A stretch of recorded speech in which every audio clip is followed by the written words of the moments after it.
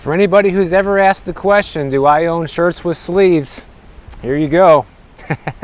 Today's the day to wear it too. It's only like 63 degrees out here and foggy in the Bay Area. I'm getting what I asked for. I came here for the cool weather. Today I'm finally getting it, and I actually couldn't be happier, guys. Like, some people might think I'm crazy that, I'm enjoying this, but when you live in a place like Miami where it's hot all the time, like even in the winter, it's usually hotter than this in Miami, it's a nice relief, to be able to wear pants and shoes and a real shirt for a change and not be sweating. It's nice. It's like a nice fall day out here, even though it's the middle of summer. Now, one of the big economic warning signs that we are facing right now is the massive uptick we have seen in unemployment. Now, even though the unemployment numbers are still historically low at 4.1%, the pace at which it has gone up is the alarming part. And I've actually talked about this a lot recently, and the reason I'm giving it so much attention is because it seems like that, along with the commercial real estate problems that we have, could be the catalyst that bring us into this next recession. I actually found a story today where they talked to Claudia Sahm, who is the inventor of the Sahm rule, which just says that if unemployment goes up by more than 0.5% in a 12-month period, then we're probably heading into a recession, because literally every single time in history that this has happened, a recession has followed. Now, one thing that Claudia Sahm herself said that we have to look out for right now is hiring conditions, okay? If you can think of the hiring conditions in the job market like a green zone, meaning everything's good, yellow, maybe not so good, but still not terrible yet, and red is obviously really bad, she thinks we're in the yellow zone right now. And if we were to see an even further uptick in unemployment, then this would trigger a recession. Now, she said one thing we got to look out for is the amount of layoffs and the amount of people still losing their job. Already right now, unemployment is sitting at 4.1%, which is the highest that it's been since 2021. And a lot of people think that this is going to continue to go up, including the Fed themselves. In fact, some of the unemployment predictions for moving into the end of the year are already close to 4.5%. So if that were to happen, then we would literally see unemployment tick up an entire percentage point within the span of a year. And when you look at this chart, you can see that in all past recessions, the unemployment kind of goes up a little bit, then a lot by a lot, all at once. Even according to the economists at the New York Fed themselves, they believe that the economy has a 56% chance of tipping into a recession by June of next year. So they're predicting that there's more than half of a chance that we're going to be in a recession in a year from now. And I think that that probability is going to continue to climb, because what's going to happen is we're going to see unemployment continue to climb throughout the rest of the year and maybe even into next year. And before you know it, we'll probably be in that recession. So many people predicted that we would hit a recession after the election, and it seems like the timing for those predictions is lining up beautifully. It just seems like that's exactly where we're headed right now. I would look at this more of a positive than a negative, guys. Even I asked you guys here on the channel, I put up a poll a couple days ago, and I said, once we go deep into the next recession, do you want the government to come to the rescue this time with stimulus, lower rates from the Fed, etc.? Or would you rather see us get through this one on our own for a change, even if it's more painful in the near term, to ensure long-term future success of this country? Because that's something that we haven't done in a very long time. And the results were pretty interesting. 45% of you said, yes, it would be tough, but we'll get through it. Meaning, leave us alone, don't lower the interest rates, don't do anything to goose the economy, let things work themselves out on their own. And while that's not half of everybody that said that, another 39% of people said, either way we're screwed, just want to see the results. So a lot of people were just curious to see what other people said, but only 16% said, no, let's do more deficit spending, please. So there's a very small percentage, at least of my viewers, out of 6,500 votes at the time I'm reading this, at the time I put up the poll on the screen here, it might be more. But that's a lot of people, 6,500 people, almost half of them saying that we don't want anything to be done, and only 16% saying that they need to further stimulate the economy to save us from the next recession. I think people have spoken here, The question is, why don't they listen to us? You know, it's funny that we vote on elections. Everybody thinks that it's going to make such a big difference and who's going to be the next president and all this and that. I see all these comments all the time like, oh, you're getting what you voted for. Well, clearly we're not getting what we're voting for because no one's even asking us to vote on any of this stuff, right? No one's asking us if we want the next stimulus pumped into the economy when things go south. No one's asking us that. They just do it on behalf of all of us without our permission, and then we all get stuck with the bill later on. You know, I've been seeing a lot of these signs here all around Tiburon and the rest of the Bay Area talking about these coyotes and how they're dangerous and, you know, don't approach them and this and that. But I've actually seen them before, and they don't really seem that dangerous to me. I wouldn't be afraid of one if I got ran into one out here.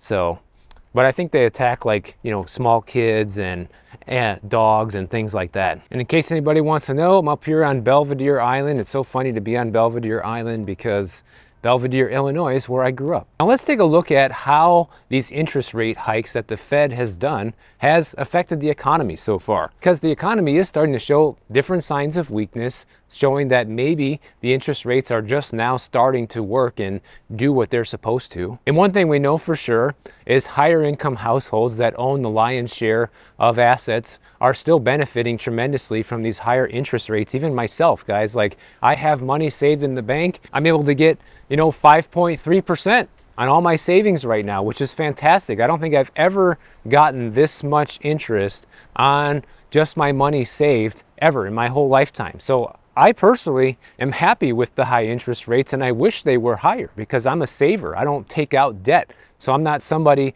who is going to benefit tremendously from having lower interest rates. It's mostly businesses that benefit from that and people that thrive on debt. Here we have a completely dilapidated house for sale for $8.5 million. And if you think that's crazy, before they were asking $10 million. All the way back in 2020, they tried selling this house. And so they've had to lower the price $1.5 million. No takers yet because it's just a rehab. It's just basically a plot of land they want you to build a house on. And this house last sold in 2001 for $5 million. And the property tax bill here is $31,000 a year just to have this place sit here and rot like this. So clearly whoever owns this place has a ton of money to just let this place sit here and decay forever. And they're just waiting for the right buyer to come along and just give them $8.5 million. Well, so far, no one's willing to do that. But because businesses are hurt by these higher interest rates, something that, you know, is being affected by this is the job market. You know, it's taking people longer to find jobs, and as the unemployment rate goes up, which are two things that people really don't want to see if you're in the market for a job right now, you have a lot of lower income people that are falling behind on all sorts of payments like we've talked about, the credit cards, car loans, student loans, things like that. So it's safe to say that the economy is starting to soften, right? And the biggest concern is if things start to soften up at a faster pace than they are softening right now. Well, let's start with real estate. You know, the higher interest rates have tremendously impacted the real estate sales, so much so that 2023 was the worst year on record in terms of the amount of homes sold. And now 2024 is on pace to be an even worse year, basically the next worst year ever recorded when things finish up by the end of the year. We won't know probably until March or April next year once the data actually comes out on this, but it's not looking good. You know, we've also seen these higher interest rates keep people who have lower rates in their homes, known as the lock-in effect, which is the reason that the high interest rates haven't brought home prices down all that much yet, at least in a lot of places, because people just aren't selling for the most part. And then you have the stock market, and higher interest rates usually drag stocks down because it slows down business investment and growth, you know. But investors these days are just shrugging all that off and allowing the price of these stocks to run wild. And that's why we've seen the stock market hit new record highs seemingly every month. The S&P 500 has gone up about 25% since the Fed started raising rates in March of 2022, which adds about $3 trillion to household wealth. And remember, a lot of that just contributes to the wealth effect, which means that people feel rich because they see their portfolio going up, they see the value of their home going up, and they tend to spend more money even though they don't really have that money, because the only way you get access to that money is if you take a loan against your portfolio or your home and borrow that money, or you sell it. You know, you don't actually have the money unless you extract it in some way. But Mark Zandi, he's the chief economist over at Moody's Analytics, and you know, I usually take whatever this guy says with a grain of salt. But he actually said something here that I agree with, which is that if the Fed doesn't start lowering rates soon, then the stock market is going to be vulnerable. Right now, the prices that are reflected in the stock market are expecting rate cuts, you know, but at the same time, the stock market was expecting 7 rate cuts this year, and so far there's been 0, and we haven't seen it dip. So who knows what's going to happen with that? Well, I think the job market is something that's getting hit the most with these higher interest rates. You know, it's not a direct effect, but because these higher interest rates have put more strain on companies and made it harder for people and companies to borrow money and buy things with debt, it has made a lot of companies see their sales go down. You know, one thing I just talked about the other day was how Whirlpool saw their sales go down substantially in this past quarter because real estate sales are down. So there's a cause and effect with all this stuff. Now, if you take a look at this chart from Bloomberg, it does a really good job kind of showing you how the job market has been deteriorating, kind of back to what we were talking about earlier here. You know, you see the monthly change in non-farm payrolls has gone down dramatically since 2022. You see the regular unemployment rate has gone up. But even more concerning is the long-term unemployment rate. That has gone up tremendously to now 1.5 million people. Those are people who have been out of work for 27 weeks or longer. And that's the most that we've seen since 2017, okay? And then at the same time, the job openings keep dwindling. So this all can be traced back to the high interest rates. And realistically speaking, they're not even high. They're just high compared to what they were over the past 20 years. But historically, they're not high. But because this economy and our government thrives on debt, just this small increase in rates that we've had has been enough to turn everything upside down.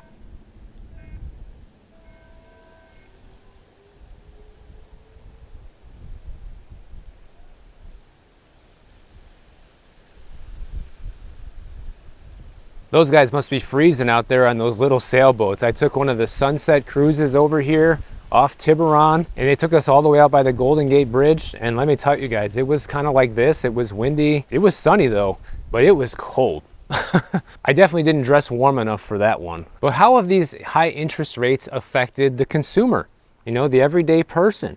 Well, it's once again a tale of two different worlds, because when you're talking about people that have a lot of the assets, like we mentioned earlier, just having a lot of money saved, just that alone right now with higher interest rates can easily be enough to throw off, you know, several $1,000s a month just in interest payments for people that they didn't have before.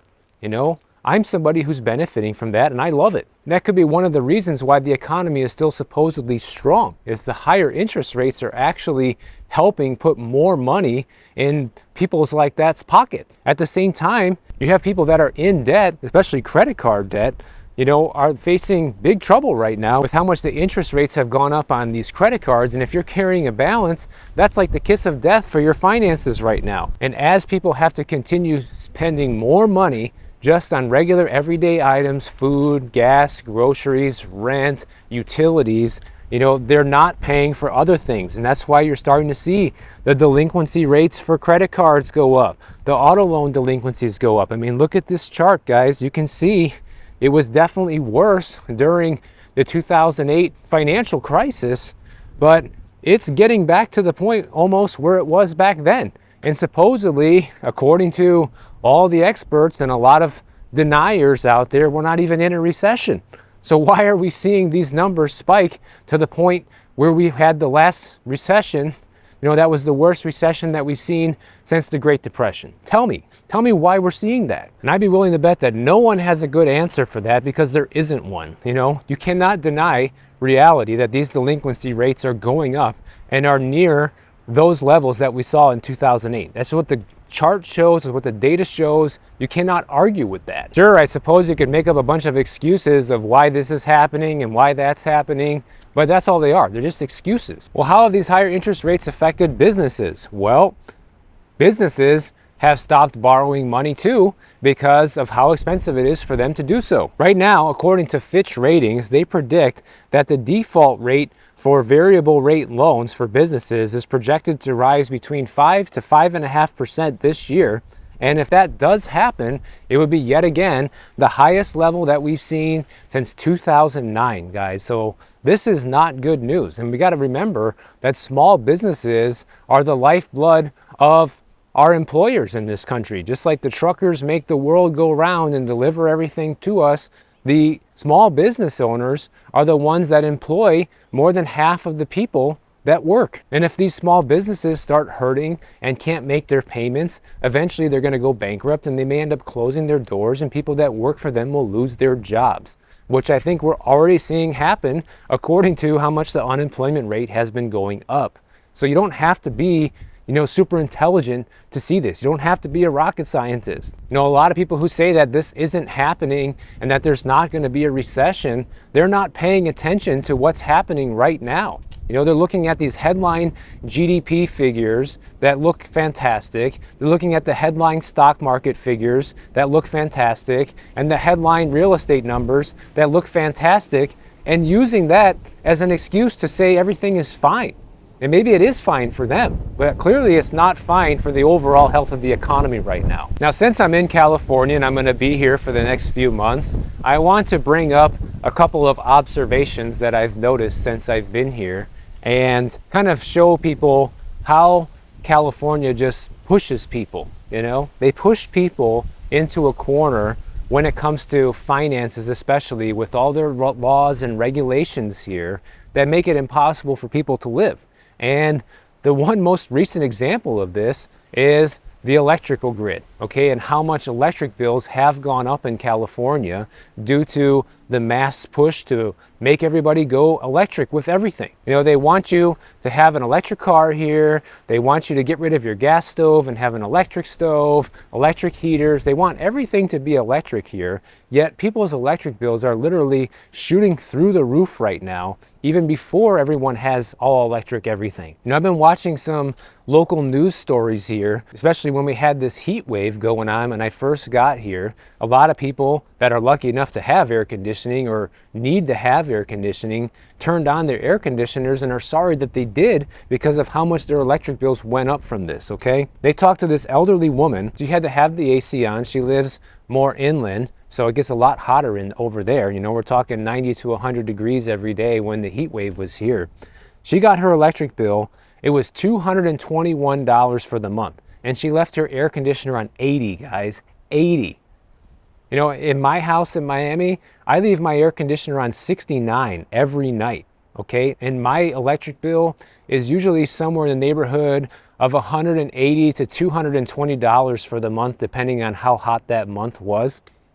And that's every day it's on. It's not just some days, it's every day. The temperature is much colder, I leave it on, and it's a big 3-bedroom, 3-bathroom place. It's not a small place to cool down. But here, this poor woman is leaving her AC on 80 and has an electric bill of $221 a month, and people are essentially being punished for having their air conditioning on, financially punished. And according to the news here, they say that PG&E rates, which is the power company here in California, have gone up over 50% over the last 3 years. The rates have actually doubled over the past 10 years, probably because they want everybody to have electric everything, right? Well, guess what? That puts strain and demand on the grid. Surprise, surprise. And these poor people, especially elderly ones on a fixed income, are literally cutting back on groceries because they have higher electric bills, guys. It's disgusting that they have to literally eat less food to pay for the electric bill. I mean, what is this world coming to? I feel like to live in California,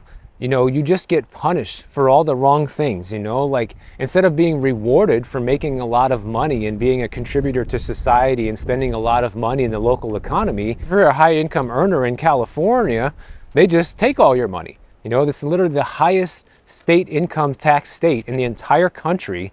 And I don't know how all these people that live on this fancy island here, Belvedere Island, own these 5, 10, $20 million houses and all this, how they can stomach their yearly state income tax bill. I just couldn't do it, guys. In fact, that's the number one reason I won't move here, is because of that. I saved so much money living in Florida and just coming here for a few months out of the year to enjoy the cool weather, and all that still cost me less than I would have to pay in state income taxes if I were to move here. So for me, it's a no-brainer to just stay put. At the same time all this is going on with the electrical bills soaring, PG&E is also seeing their profits skyrocket right now. Yeah, that's right. Their quarterly profits went up 28% this past quarter, and they made a $520 million profit, while people's electrical bills have gone up 50% over the past 3 years. They talked to another guy in the news. His electrical bill used to be $100 a month. Now it's $500 a month. I mean, can you imagine getting a 5x increase in your power bill? That's insane. And you know what's even crazier than that? Whatever I just said, you know what their solution is to this? What they tell people? They say, well, if more people switch to driving electric cars and more people switch to electric appliances, that's going to help your electrical bill go down. Well, how? How is it going to make your electrical bill go down? There's no explanation of this in the story, by the way. They don't tell you how it's going to go down. They just say that it will if you switch to all electrical stuff. So you're telling me putting a higher strain on the current electrical system here and demanding more energy is going to make the bill go down. I mean, that sounds just like a flat out lie to me. But to be fair, they did talk to the CEO of PG&E here in California, and she did say that the state of California needs to rethink some of their mandates when it comes to electrical usage and requirements in order to bring electric bills down. So once again, it's because of the ridiculous government regulations here and the mandates they have that also drive these prices up. So guys, I love visiting here in the summer, especially getting away from the Miami heat and being outside today when it's only 63 degrees. This is heaven for me.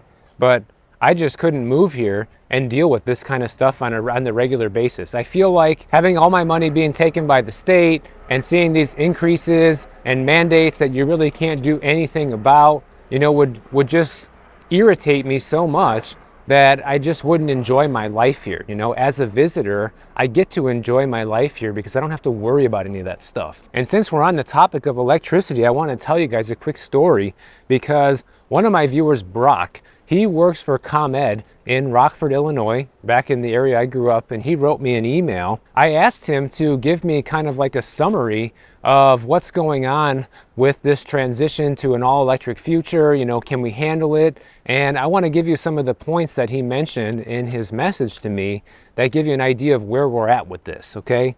Because everybody thinks who's all for just turning off all the coal mines and turning off all the nuclear plants and just making everything go 100% green tomorrow, that's somehow going to work. And it's not. In fact, we're very far away from that being possible. So in a nutshell, what he said is that right now we have this big push for renewable energy. We all know that. Brock's job is to see how any given project that's presented to him, how feasible it is, and how much pressure will put on the current electrical grid where the new project will go in. Okay, so for example, one thing that they're doing in Illinois a lot is they are converting a lot of farmland into big solar fields with solar panels as far as the eye can see and trying to produce electricity out of it. Okay, and the developers of these sites that want to put the solar fields in, they foot the bill for building all of this and connecting this to the electrical grid, and then of course customers get to benefit from that. But part of the problem right now is that the way things are set up is it doesn't matter if you are producing electricity and sending it to the grid, like these solar fields, or if you have solar panels on your house, or if you are sucking electricity away and using a lot of electricity. It doesn't matter. Either way, it puts a lot of strain on the grid system, and therefore all that wear and tear on the electrical components, ultimately current customers who use electricity are responsible for paying for that maintenance.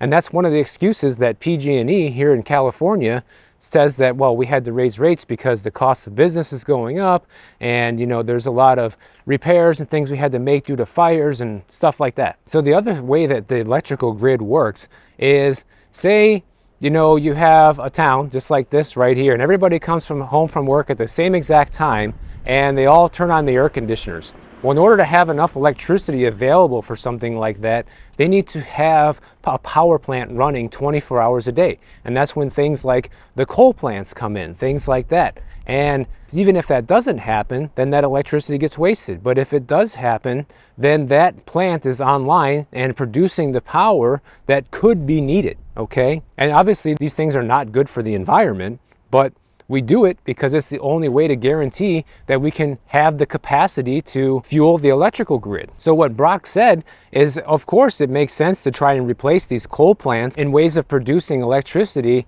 that aren't good for the environment with things like solar, wind, battery storage. That's all very logical idea, but the problem is there's too much of a push for it to happen too fast. Like, you have to maybe replace 10% of the grid with those renewable resources, then reevaluate how well the grid is handling the pressure at that point, and then, you know, keep implementing more and more and more until eventually it makes sense to go 100% renewable, okay? But the problem is these big government mandates like they have here in California say, oh no, it has to be done by this date, you know? Like, that's not gonna work. You can't just say that it has to be done by this date or else, because then the wrong moves and the wrong decisions get made, and then you end up having a grid that is not put together the way that it should be. So my basic question to Brock was, you know, is our current electrical grid in this country ready for everybody to have an electric car, for everything to go totally electric and no more gas-powered anything? And the short answer is no, it's not ready, okay? And he is an electrical engineer that works on this all day long, guys. But he said that the good news is that the developers who want to bring these things to reality are also going to be the ones footing the bill for the necessary work and upgrades that need to be made. But the danger comes from if the government gets involved and say the Biden administration coming in with a big subsidy and saying, oh, we'll just give you $1 trillion to, you know, build all these solar fields and make all these upgrades, and then it gets pushed onto the taxpayers, okay? Instead of the companies and the businesses that want to make this a reality and make a profit doing it on their own, a government subsidy would then push all the expense of making everything go renewable onto us, the taxpayers. And he said that this is the worst decision that they would have ever made if they do this in order to force this all electrical future on us. And listen, guys, I'm all for, you know, helping the environment and having cleaner air, stuff like that. You know, nobody wants to be breathing smog all day, but things have to be done at a reasonable pace that makes sense. You know, you can't just have all these ridiculous mandates that make people's electric bills go from $100 to $500 a month and think that's somehow sustainable. Clearly it isn't. And then what you're gonna see is you're gonna see more and more people leave California because they can't afford those type of rates. It's just gonna be this cascading effect. You know, they've already been losing people for the last couple years here, and that trend doesn't seem to be getting any better. In fact, I'm curious to see what my first electrical bill here is gonna be for my apartment. Although I'm not really using that much electricity because there's no air conditioning in the place I rented, and it's just a small 1-bedroom apartment. So I don't expect the bill to be a lot, but who knows? And you know this video wouldn't be complete without the leaf blower, guys, so good time to end it. So if you guys enjoyed this video, make sure you subscribe to the channel. And if you don't want to wait for my next video to come out, check out this one on the screen right over here, and I'll see you in the next one.